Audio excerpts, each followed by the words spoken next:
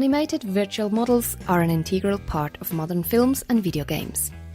To make an animation look as natural and realistic as possible, an actor is taken as a reference. His movements are captured and applied to the computer model. This process is called motion capturing. Our motion capturing system consists of self-made cameras which capture infrared light. The markers placed on the actor are reflectors which can be detected by the camera's software. If a marker is detected by multiple cameras, their position can be calculated exactly. From all known points, a skeleton is calculated and a computer model can be animated.